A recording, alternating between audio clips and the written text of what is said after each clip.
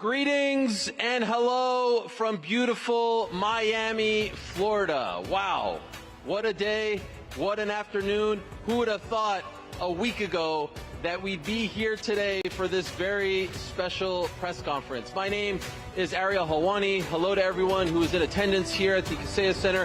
Hello to everyone back home. And here today, Helwani. Hello to everyone who is in attendance here at the Kaseya Center. Hello to everyone back home. And you're here today for this very special press conference. My name is Ariel. A script that is given to him about these fighters, and he goes on, and it's very, very boring. But let's be real. I think we all share the same sentiment that I have today. We're not even quite sure if this is a real thing, right? I mean, look at these two faces right here. Look at these guys. Is this actually happening? And so I am dying to see these two individuals right here and now, sitting across from each other, talking about each other, talking about what's about to transpire on the 19th of December, live and exclusively on Netflix. And so no talking, no waffling, no going on and on and on. Let's say hello to the two men who will be going toe-to-toe in an 8-round heavyweight bout, a pro bout, live and exclusively on Netflix from right here at the Kaseya Center in Miami, Florida. Let us do this, my friends. Let us see what the heck is going on. First things first, let's say hello to the two-time former unified heavyweight champion of the world, the 2012 Olympic gold medalist, the pride of Watford, the pride of the United Kingdom. Make some noise for the one and only Anthony Joshua!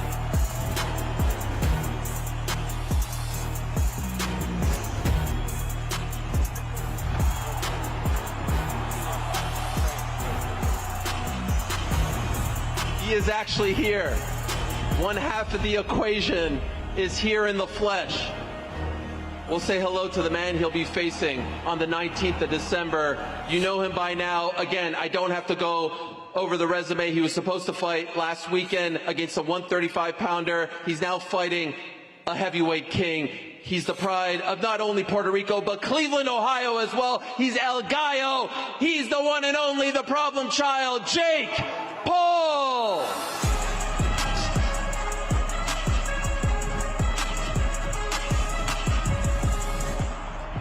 He's actually here.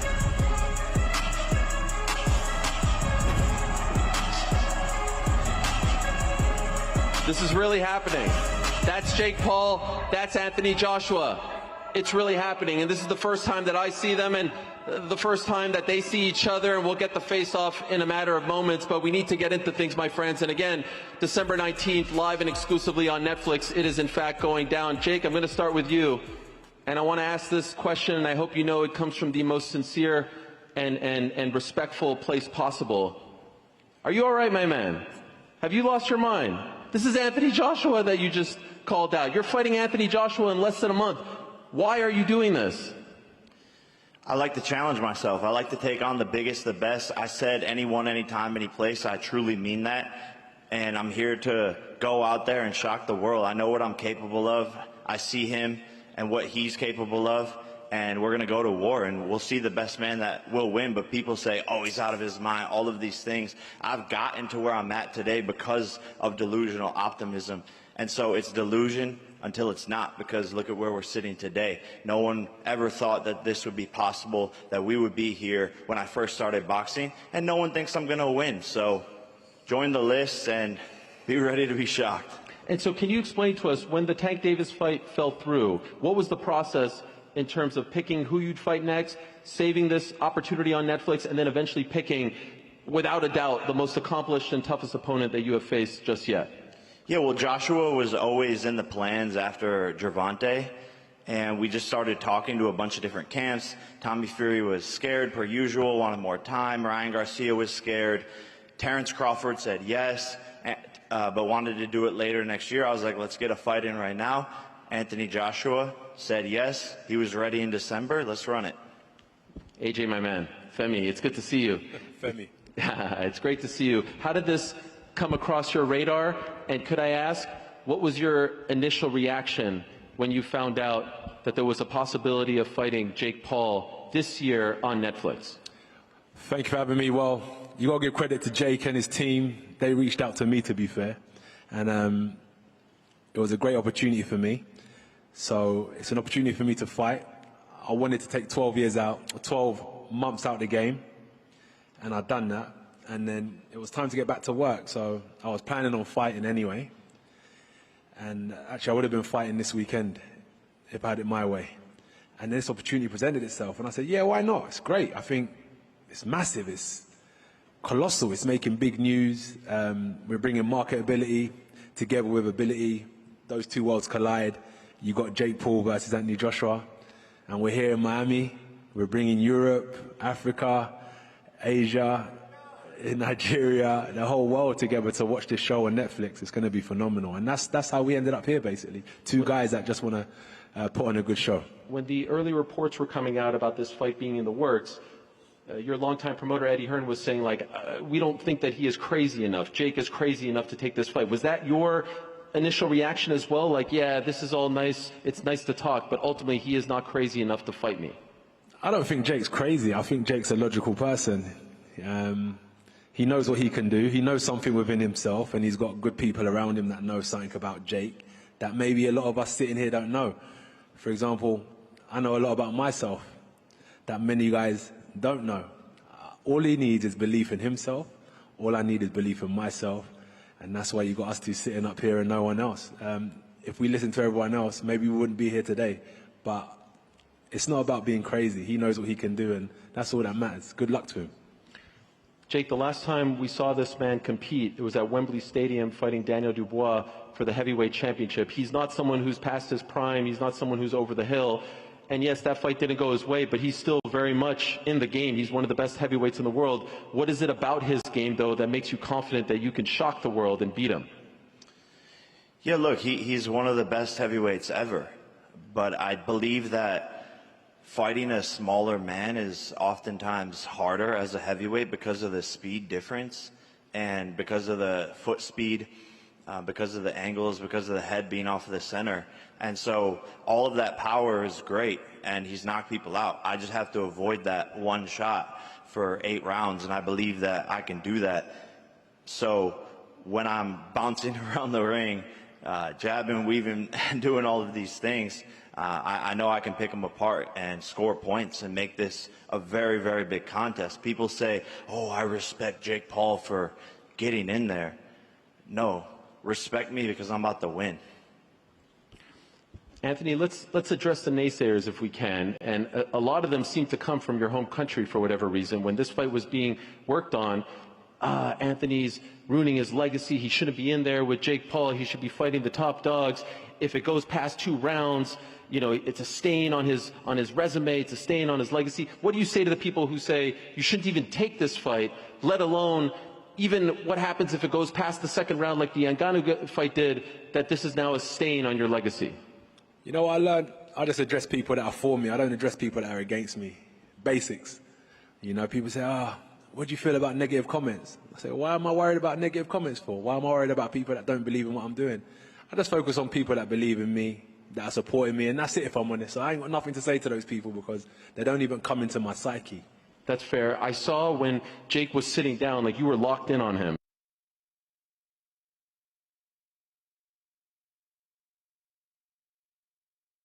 That chain is dancing. You know what I mean? I'm like, give me that. We're going to war, baby. This 50 cal's going in your head. Perhaps the chain on the line as well? No? No? I'll put the chain on the line. Don't say that. I'll put the chain on the line, but you got to put something on the line. I'll put my chain on the line. So when you look at this guy, what do you see when you're staring at him? Talent, focus, good team, nothing negative. He's here to do his job. I could sit up here, as I said, and try and address all the things that Jake doesn't do good.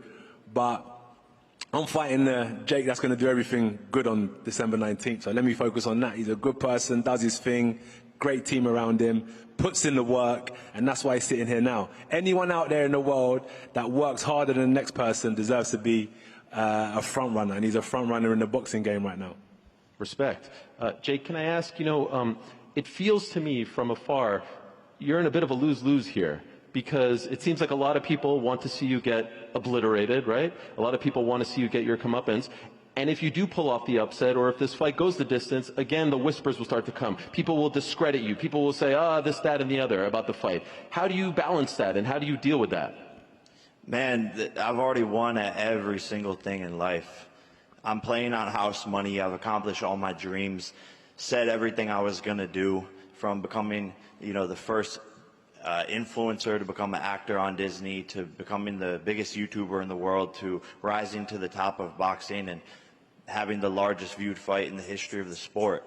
I've accomplished everything. So this is a win-win and another challenge for myself. I've never been knocked down or knocked out even in sparring, but I'm in a sport where that happens. And I know this is dangerous, but this is no different than a soccer player, losing in the World Cup on the biggest stage. If that's how it goes, if I take one of those punches that Francis Ngannou took and I'm on the canvas, let's see how tough I am. Let's see if I can get back up. But I'm ready for that. I'm prepared for that mentally, and I know that he has to deal with me as well. This is not as one-sided fight as people think, and I have power. I have the ability to put people to sleep, and so that's why I took this challenge. And I know it's crazy and all of that, but I'm excited. I'm genuinely excited. My team's excited, and everyone believes in me, and that's all that matters. How much do you expect to weigh on fight night? Man, I was cutting down for Gervonta, so it's been a little tough getting back up in some strength for this, but anywhere 215 to 225, we'll see.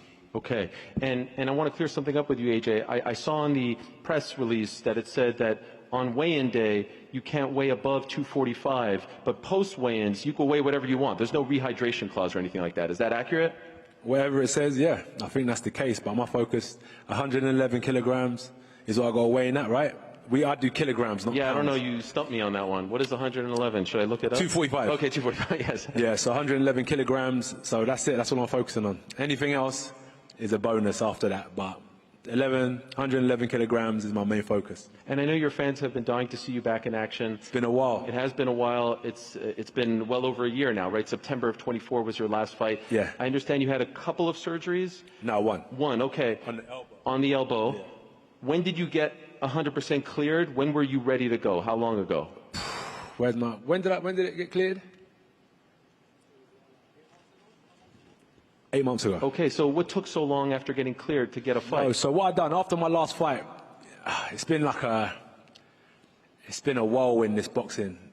So I've been trying to create businesses on the side and what I've been doing. So after so many years, where I'm a CEO of businesses and I'm boxing, I've decided to shut down a lot of businesses. So I can put all my energy into sports. So I took 12 months out of the game, realigned my vision board, and consolidated a lot of things, trimmed down my team. And I said I need 12 months to do that. So I took 12 months out of the game. We was moving at 100 miles an hour with my blinkers on. So then I took my blinkers off, looked at the landscape, and I just changed a lot of things in my life. It took a bit of time, but I said I need 12 months, and now we're here. So 12 months out of the game. And from September 21st, if you think about it back then, to now, December, that's 3 months. So most people take about 8 to 12 weeks to prepare for a fight. So this was like a preparation for a fight, basically. So this will be my first prep and fight in December. And are you still being trained by Ben Davison, Lee Wiley? Will Ben be in your corner on the 19th of December? So no, I won't be trained by Ben Davison. I said that London's a bit distracting for me. So I was invited to train with Team Usyk. So I've been in Spain. We've been doing some good training out in Spain. And I think he's one of the best in the world. Not I think, he is one of the best in the world. And it's not all down to him, it's also down to his team that's around him. So I linked up with them, and getting an insight to how someone who's achieved so much has been phenomenal, man. It's been a great experience, and it's very challenging. Wow, I did not know that. So who will be your head trainer on the night? Igor. Okay. And how long have you been with them? A couple months now. Couple months? Yeah. In the darkness, in secret? No, it's not a secret. Are you sparring with Usyk? No, I don't spar with Usyk. Okay. Usyk's, he's training somewhere else at the minute, but he's been in camp, but he's in and out of camp. Okay. So right now he's training somewhere else. Jake, what do you make of these changes? This is some breaking news. Yeah, no, I mean, It's great. I mean, obviously, he's training with the best in the world. He is one of the best heavyweights in the world. We expect nothing less. It's great. And I want the best version of Anthony Joshua on December 19th, and it's going to be the best version of Jake Paul that you've seen, and we'll see who's better. Last week on the Eubank Ben broadcast, Turki Al-Sheikh was laying out plans for Anthony Joshua. Said he had a fight in February, said he had a fight in the fall. Does any part of you relish the opportunity of perhaps ruining some big plans for AJ and the team in 2026? Yeah, 100%. It's a massive mistake to look past this. Seriously, I'm putting a stint in all of those plans. Don't book anything. Don't arrange flights and hotels. I'm knocking this guy out, becoming the CEO of Matchroom Boxing, and changing the plans. And it's going to be me versus Tyson Fury next year. Do you feel like you are being disrespected with all these plans? You know, even Eddie talking about, like, it's a nice little Christmas gift, and we'll go in there, we'll make some money in Miami, we'll become big stars here in the United States, and then we're on to the serious stuff. That's the way it's being laid out. Yeah, I mean, look at the last time they came to America and what the plans they had were. Andy Ruiz stopped that. So this is Andy Ruiz 2.0. AJ, can I ask you about those plans? Are those in place? Are you viewing it the same way that the people around you are talking about it? What about fighting February? Well, they're saying we have a date in February, we have a date in the fall, the Tyson fight is being discussed, but you do have a fight already booked that's, you know how the game goes.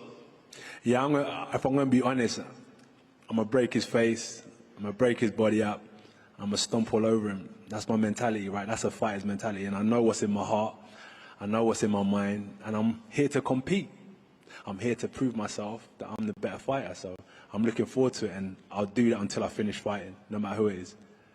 Who are those opponents lined up for you in 2026? My focus is on Jake Paul. Okay, all right, fair enough. Is that true, though? Do you have those two fights lined up already? They're not signed, they're not sealed, but they're opportunities, really. They're just opportunities in the game. But my main focus as signed and sealed is Jake Paul, so that's all I've got in front of me. Do you agree with the assessment that if this fight goes longer than the Ngannou fight, it's kind of a... No, Jake's a completely different fighter to Ngannou. Ngannou and Jake are completely different animals, so I can't compare the two together. Ngannou never boxed before either. Jake's boxed before. They're just different. Ngannou's a lot more slower, but a lot bigger and more powerful. Jake's quicker. Jake boxes in a completely different style. Ngannou's more upright. He can does switches southpaw and orthodox. Jake doesn't really do that. They're completely different fighters, if I'm honest with you. So I'm not trying to compare. At the end of the day, it's just what happens at the end of the night. I'm not in there to try and knock Jake out in 10 seconds or 8 rounds. I'm going to go in there and do a job. I'm going to want to hurt him. You know, I'm going to want to really hurt him in the ring. If that's what I want to do. That's what I'm here to do. And Jake mentioned the Andy Ruiz fight. Up until now, that's your only fight in America, pro fight in America. Do you view this as an opportunity to right that wrong, to reintroduce yourself to the American public? No. I'm here for a job. I'm not here to reintroduce myself to nobody. I'm not here for any of that. I'm here to fight Jake Paul. That's it. And Jake, can I ask you before, and we'll get to the media in a second here, just an opportunity to bounce off both of these guys. Do you, some of the talk has been the chin, right? Andy Ruiz, Dubois. Do you subscribe to any of that? Do you feel like there is a reset button there, or do you think that that is not fair to AJ? I don't think it's necessarily fair to AJ. I just know that I have the power and the timing. It's the shots that you don't see coming that knock people out. And I'm a tricky knockout artist that people don't give me enough credit for. I've won knockout of the year. So he has to be careful. And I do have the timing, the speed, and the tricks up my sleeve to be able to hit a shot on this guy that he doesn't see coming that can put him to sleep 1,000%. Oh, my dear. What do you think?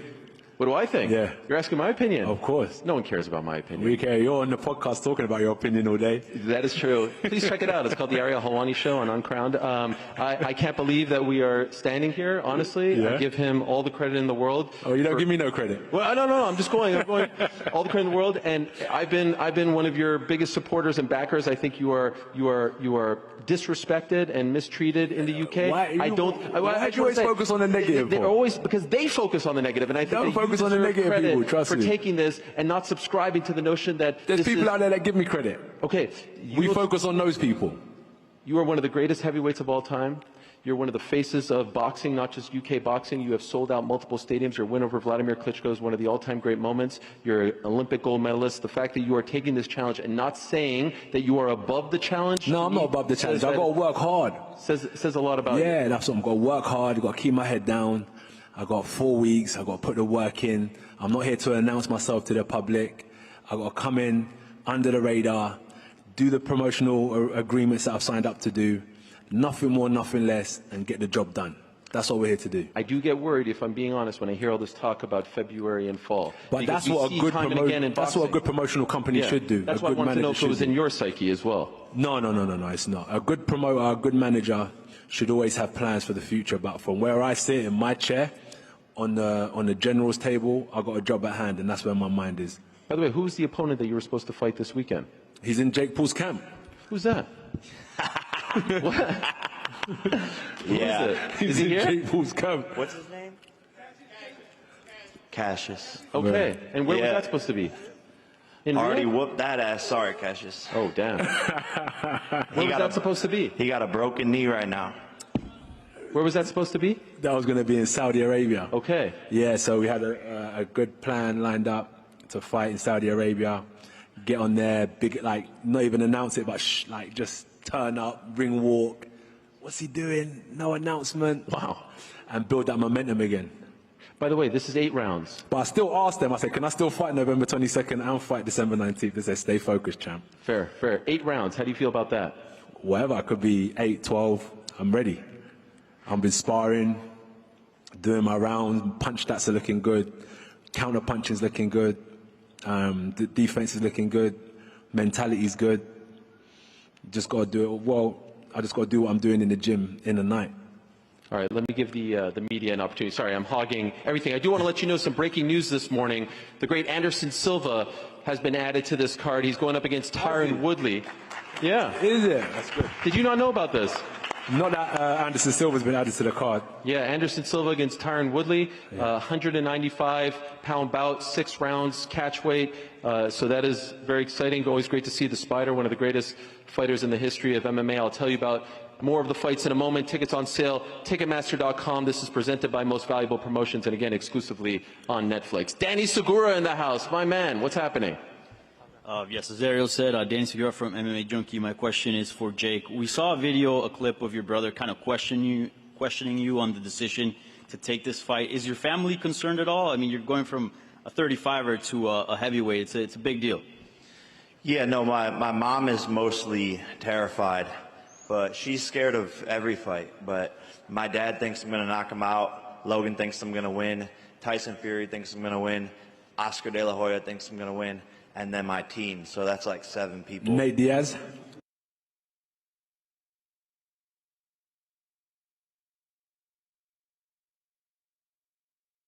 All right. Thank you. And just real quick for AJ, when this offer came on your table, did you take it seriously? Did you think it was a joke? What was your reaction when you first saw it? No, I take it seriously. He's a conqueror. His mentality is solid. He's better than Tyson Fury. He's sitting here. So I take him seriously. I give him the respect he deserves. Mentally, I'm going to give him the respect he deserves in preparation. Thank you. By the way, for all these years, we always talked about Jake versus KSI and AJ versus Tyson Fury. Who would have thought in the year 2025 we would get Jake versus AJ? And the other, it's a weird world. Go ahead, my friend. Hello, Ryan Sungli at BoxingScene.com here. My question is really for both fighters. I've seen odds that have Joshua listed at a minus 1,100 favorite.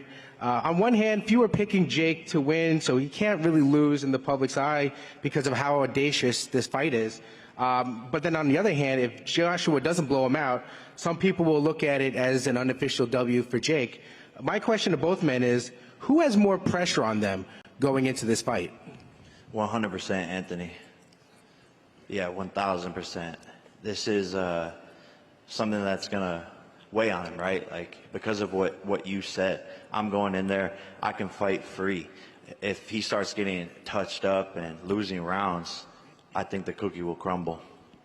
Do you agree? Whatever he said. We'll see if the cookie crumbles. I don't know what to say. I'm confident in myself. Like, I'm not focusing on him. I just know what I can do, and I can't wait to show it. I'm not going to crumble. I'm solid. I've been through wars, and I'm still standing super strong. I align myself with some of the greatest coaches and greatest fighters in the world because I have that hunger, that desire. Every time I've been knocked down or been in trouble when I was younger, came back 3 years later, got to the Olympics. Get in trouble again before the Olympics, 3 years later, become world champion after 16 fights. Win all the belts, get beat by Ruiz, come back and unify the division for the second time. It's just constantly drives my focus and my hunger to get better. So I'm going to be a tough man to break down 100% come December 19th because I've been building myself over the last year. I ain't been sitting back. I've been working. Thank you. I do have to say your happiness is sort of radiating off of you It's right not. now. It's not happiness. You're not happy? It's not happiness. You seem to be in a great place. The smile. This is fight. You're ready to go. Yeah. Okay, I apologize. You just seem to be in a great place, and I could feel it. Mike Heck, how are you? Hello, how are you? Mike Heck from MMA Fighting. Jake, I wanted to ask you a question, and AJ, I want to get your thoughts on this as well. After the Tank Davis fiasco, Francis Ngannou was one of the reported names, and not only did he sort of publicly turn it down, he said he actually felt disrespected that he was even brought up into the conversation. So I wanted to get your reaction to that, and then AJ, since you fought Ngannou, I want to get your reaction to Francis turning that fight down as well. Yeah, when I go in there and do 10 times, 100 times better than Francis, we'll see how he feels then. The guy's a joke. He's a dumbass. He's stuck in mud. Francis, to me, is an easy fight as a boxer. So that's all we need to talk about with him.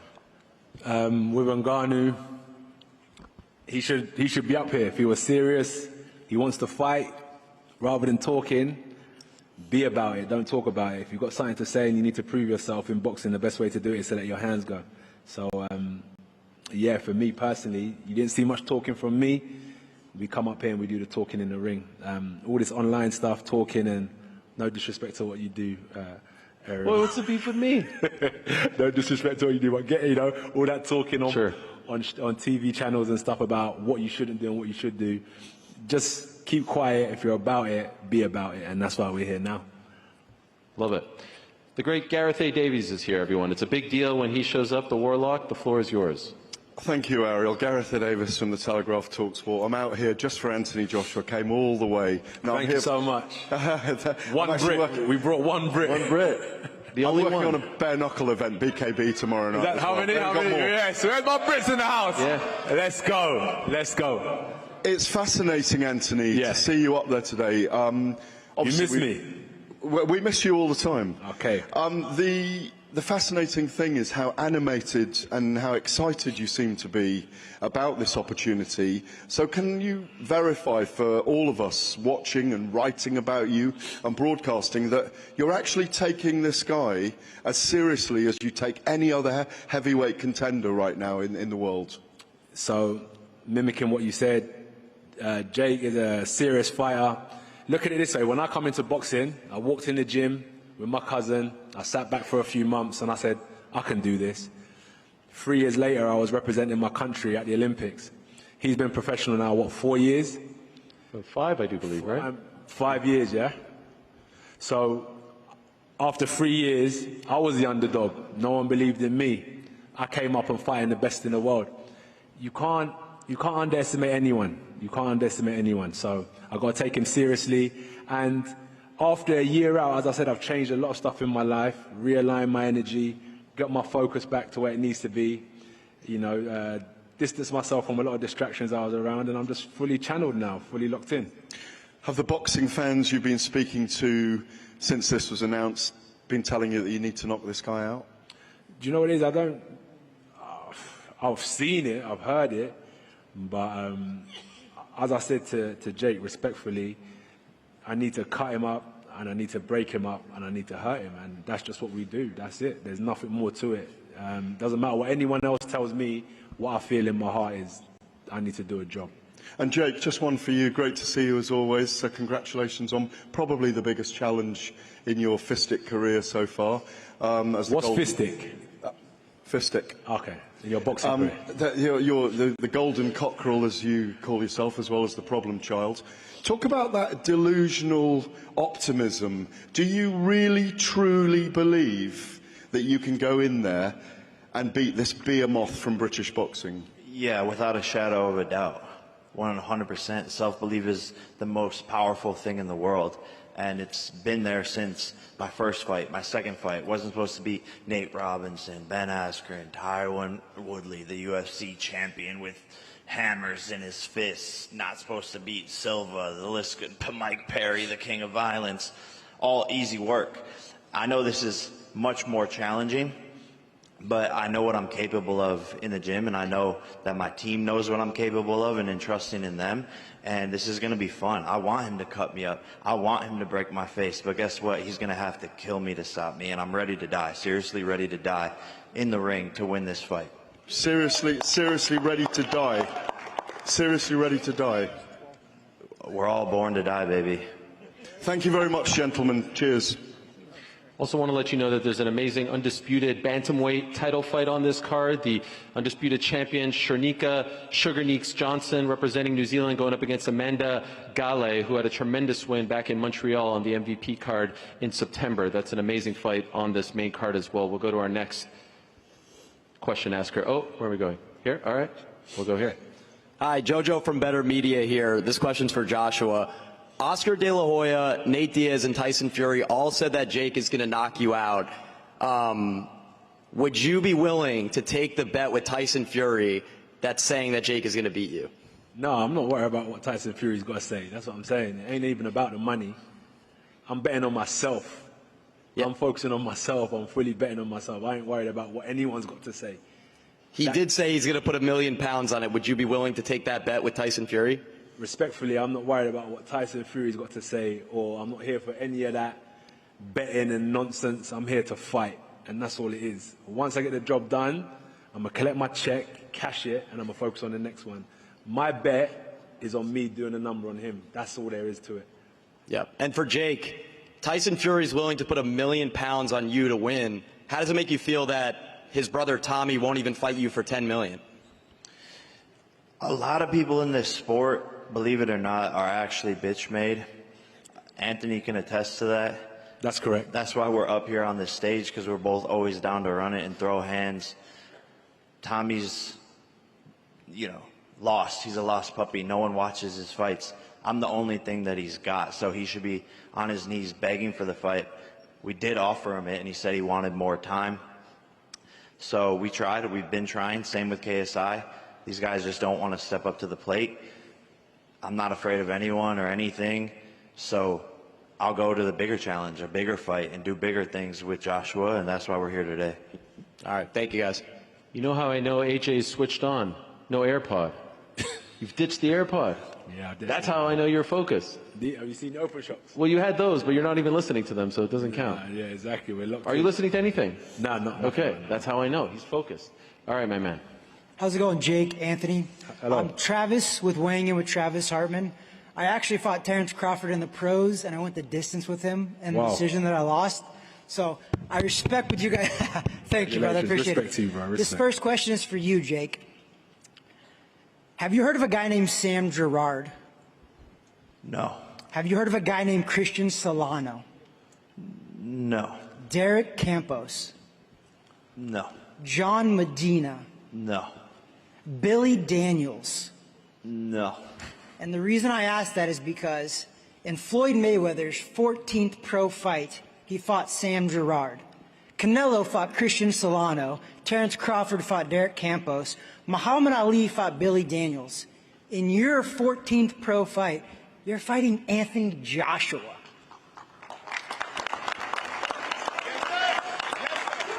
How does that make you feel? Man, we've been different. We've been pushing boundaries, and that's what I'm really here, is to be a beacon for kids out there to take inspiration from. That's one of the biggest things and goals I have in my life, is to show people what the power of self-belief and manifestation and hard work and discipline and where it can take you, and to take risks. And even if you fail, right, lose to Tommy Fury, get 10 times better, 10 times bigger. And now we're sitting here today, and to me, Tommy Fury's light work in terms of a boxing match now. And so I'm here to inspire kids and do things differently and be a disruptor. You're disrupting the sport for sure. Anthony, you're fighting in an 8-round fight. It's your first one since 2015, and you're probably going to set an all-time record of making the most money for an 8-round fight. You fight only 10 and 12-round fights. Why fight an 8-round fight?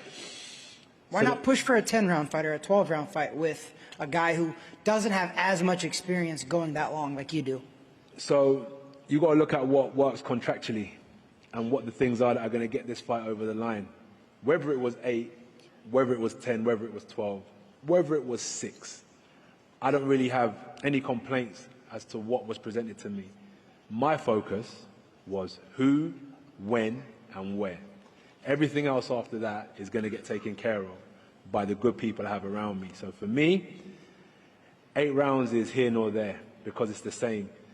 The minute the first bell goes, it's just as dangerous as the 12th round. Do you know what I mean? So I've got to just stay focused and switched on for the duration of the fight. So it doesn't really matter how long it goes for. I've just got to be switched on for as long as it lasts. Do you think if you don't knock him out, that's considered a loss for you? Win or lose, if you don't knock him out, do you think that's a loss for you? Are you asking for me or are you asking for you? Well, both. But in your opinion, if you go 8 rounds and win a decision against a guy who's only had 13 pro fights... It's no. It's not that. That's what I'm saying. That's for you. Are you asking for me or are you asking from your perspective? Yours. I mean, from your perspective. From mine? Yeah, is it a win for you if you just beat him, no. or do you need to knock him out? I need to knock him out. I like that. Why did you stop fighting? What? Why did you stop fighting? I got 3 kids. Yeah, focus, priorities. I got 46 pro fights, 170 amateur fights. I might get you in for some sparring. I want to start a podcast because I love doing this. What's that? I might get you in for some sparring for Jake. By the way, Jake, you brought in Shakur Stevenson to help you prepare for... Thank you. For Tank. Are you bringing in any notable big men to help you prepare for AJ? Yeah, we're talking to some big guys that people know the names of and figuring out their schedules and aligning with them. But, yeah, bringing in champions for any names this you could to share? prepare. Well, Nah. Okay. Dion, I don't know who said that, but I think that was a fan. I'll ask one more question and then one more media question. I know we're focusing a lot on the noise today, and that's my fault, and I apologize for that, but you know how it is around you. There's actually a huge story going on back home in the UK surrounding a young man named Jude Bellingham. And I was wondering, Talk to me. I was wondering if you sympathize with some of the heat that he's receiving, with the media saying he's not cooperating and they're being tough on him. What's happened with Jude? Well, you know, he's part of the English national football team, and there are some saying he shouldn't be a part of the team or that he's not cooperative. That's what they're saying, not me. But, he doesn't talk to the media. He's not open enough. And there's a lot of ex-footballers. Ian Wright has come out and had his back and said that it's not fair, the criticism that he receives. So I was wondering if you sympathize and can understand some of the heat that he is receiving and you feel like it's unwarranted. I'm not too sure exactly what's going on with this situation. But everyone has their own personality. So if he doesn't want to talk, that's up to him. He doesn't want to talk, he does want to talk. I don't understand exactly what's going on though. I don't really follow soccer. Fair enough. I follow the fight game. I understand. It reminded me a little bit about the stuff that you've dealt with throughout your career. What, like negative and people... Yeah. Yeah, that's... The main thing for him to focus on is getting on that pitch and representing his country and doing a good job. It doesn't matter what you say. That's what we don't need to focus on. He is probably just tunnel vision, which most people can never understand what it takes to be in Jude Bellingham's position. Jude Bellingham is under immense pressure every day of his life. So it might just be one of those days. It could be one of those years. But let him do what he does on the pitch, and that's what we need to focus on. Okay, one last media question. Oh, right over here. Ellie Sekbak. There's a few media. Let the media guy excuse me. Okay, yeah. I'll be here all day. Come on, Ariel, man. I was listening to them. Stop hating on them, bro. All media, please come up. Trust me, I got a million more questions for you. Let's do this one quick. I'm having a blast. Ellie Sekbak, what's good? Ellie Sekbak reporting. First of all, this is huge for boxing. It's a major, major fight. Props to you and Jake. For both you guys, what do you do good in the ring, and what do you think your opponent does better? Okay, cool. For me personally, I'm very durable. I'm going to come forward and I'm going to impose myself. I'm going to land heavy punches and I'm going to make sure I'm going to expose him to certain tricks in boxing that he may not have seen yet. And I'm going to bring him to another school of boxing that I don't think he's been exposed to yet. So there's a few tricks I have up my sleeve to show Jake December 19th. Yeah, quick, fast, great footwork, big chin, take shots, big heart, lion-hearted, sneaky knockout punches coming. Lots of great work to the body. People underestimate my jab. So, yeah, and I think he says I haven't seen those tricks, but I'm in there with champions, you know, sparring, Shakur, all these people bringing in world champions. So he's got to be ready, and I know he will be, and that's what I like. Now, Jake, I've known you since your first day in a boxing gym, pretty much. All these twists and turns, if you do pull this off, and respect to Josh, obviously he's a legend, is this the biggest upset in boxing history? For sure. Neck and neck with Tyson and Buster. Right up there. Biggest stage. This will probably be the second most viewed fight in the history of boxing behind me and Tyson. And I'm going to go in there and win and shock the world. And Anthony, if you win, what does that say? Massive, big news. Big news. That's why I wanted to take this fight, is because I knew the opportunity that it presented in the build-up and the aftermath of a victory as well. So it's a great opportunity for me to announce myself as a dominant figure once again, as I did with Francis Ngannou. Different fighters, but that same mentality, go in there and showcase what you can do. Thank you, guys. You know, it's big when your biggest detractor, Jake, Dana White, is saying he's going to tune in. So you know it's cutting through. He watches all my fights secretly. Oh, okay. All right. Fair enough. There was one more that AJ... Yes, my man right over here. You'll be the final one. Max Condrell with the Spit Bucket Podcast. Thank you both for coming to Miami. We're really excited to see both of you. I want to ask a question for Anthony Joshua. Every time you've taken a defeat in your career, you've come back better, stronger, more motivated, and looking explosive. What does that set in you each time you take a loss, and how motivated are you to take on Jake Paul in this bout? It's that grit. I want to be up just as much as people want to see me down. The negatives, the people that don't believe in me, is how much I want to be where I need to be. I'm just hungry, devoted, dedicated, and that's why I'm chasing. Give me more. All right, cool. Ben Davison, phenomenal coach. All right, you know what? Usyk, Ben, what do you think? Ben said 100%. That's a great move. Went out there, spent time with the three-time undisputed champ. They're killing me, drilling me, but this is where I need to be. And that's how serious I'm taking Jake. Respect to him. I'm not only fighting Jake, I'm fighting his mind, the psychological aspect of Jake that I need to break. A man who believes in himself. They say he's delusional. I've got to break that delusion and bring him down to a reality check. Make him have a reality check in the ring. And quick question for Jake. You know, you switched from Gervonta Tank Davis to Anthony Joshua. You put on your Twitter, first David, now Goliath. You're going straight to Goliath instead. How was that mental switch from Gervonta Tank Davis to someone like Anthony Joshua? It's fun, man. It's fun. You know, there's a foot difference and like 120-pound difference. But, bro, I mean it when I say it. I'm going to fight anybody and all of these people. And I think maybe people are actually starting to understand that I'm down to put it all on the line and do these big fights. And it's nice being a heavyweight, being able to eat pasta all day. Thank you both so much. We Thank you. I got to say, this is magic. Just listening to you two, the vibes here, the chemistry, if you will, seeing Anthony in this place, seeing the challenge that you're taking on, seeing this poster, Netflix, biggest platform in the world. What a blessing it is to be here. Again, December 19th, live and exclusively on Netflix. No pay-per-view, just subscription required, just like Jake and Tyson and Serrano and Taylor 3, and of course, Crawford, Canelo. That's it. In front of the world, over 300 million subscribers. Tickets on sale right now via Ticketmaster.com. We are going to face these guys off. But before I do, last question. They were telling you, Paul, hey, Paul, I'm working here. Official prediction. What is it? You got to tune into Netflix December 19th to find out. We're not going with a specific round. You said knockout already. That's my dream. I got to bring it to reality. Jake? I can't say. Official prediction. I think a 4th or 5th round knockout by me. Damn. There it is. We're going to face these guys off. We're going to bring up the CEO of Most Valuable Promotions, co-founder, Mr. Nikisa Badarian. It is, in fact, happening. Frank Smith, the CEO of Matchroom Boxing, here as well.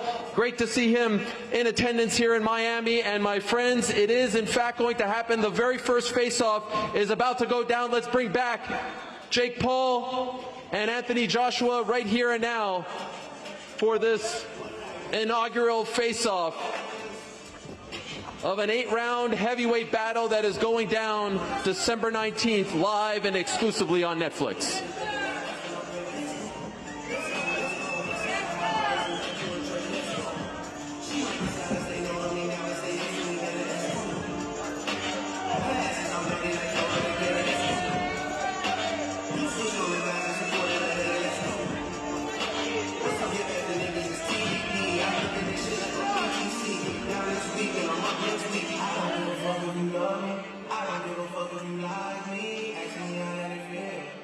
The unimaginable, the unthinkable. Who would have thought just a week ago we'd be looking at this?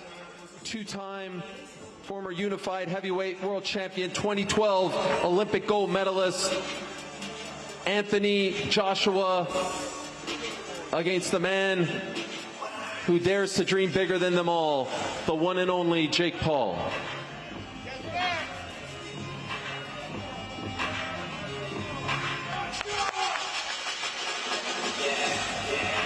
December 19th, Miami, Florida, Kaseya Center, live and exclusively on the biggest platform in the world, Netflix. Tickets on sale right now, Ticketmaster.com.